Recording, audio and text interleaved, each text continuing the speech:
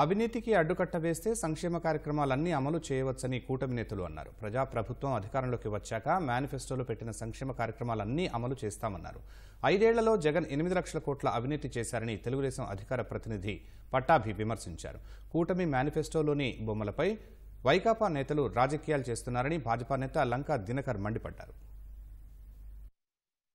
ఈ సైకో కూడా తయారు చేశాడు మేనిఫెస్టో. ఏదో ఆయన గారి బుస్సు యాత్రలో ఒకరోజు విరామం తీసుకున్నాడంట. పొద్దున్నుంచి సాయంత్రం వరకు ఆయన భజన గ్యాంగ్ని చుట్టూ కూర్చోబెట్టుకున్నాడంట. మేనిఫెస్టో తయారు చేశాడంట. అందుకనే ఇది వాళ్ళ ఒక చిత్తు కాగితంలా మారిపోయింది.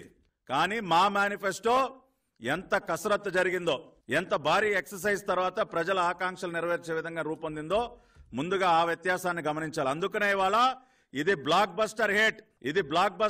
ఇది ఒక అటర్ ఫ్లాప్ చిత్తు కాగితంగా మారిపోయింది. జగన్ రెడ్డి లూటీ చేసినటువంటి లిస్టు 5 సంవత్సరాల కాలంలో 8 లక్షల కోట్ల అవినీతి. దీన్ని అరగడితే సరిపోదా? ఆల్రెడీ మోడీ గారి గ్యారంటీ ఈ దేశానికి ఉంది, ఈ రాష్ట్రానికి ఉంది. బాబు గారి షూరిటీ ఈ యొక్క ప్రాంతానికి, ఆంధ్రప్రదేశ్ కి సంబంధించినటువంటి ప్రజల ఆకాంక్షలు నెరవేర్చడానికి బాబు గారి షూరిటీ ఉంది.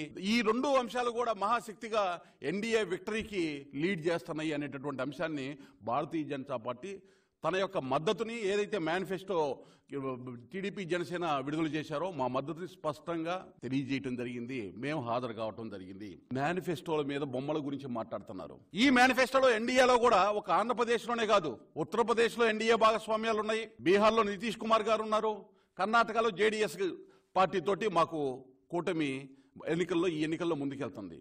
ఎక్కడైనా ఇటువంటి చిల్లర రాజకీయాలు చేసేటటువంటి విధంగా అవాకులు చెవాకులు ఎక్కడైనా పేలేరా అంటే రాజకీయ వ్యవస్థ మీద, రాజకీయ పార్టీల నిర్వహణ మీద అవగాహన లేనటువంటి వాళ్ళు, కేవలం ప్రజల సంపదను దోచుకోవటం మాత్రమే పరమావధిగా ఉండేటటువంటి వాళ్ళు మాత్రమే ఇటువంటి చిల్లర రాజకీయాలు చేస్తారు.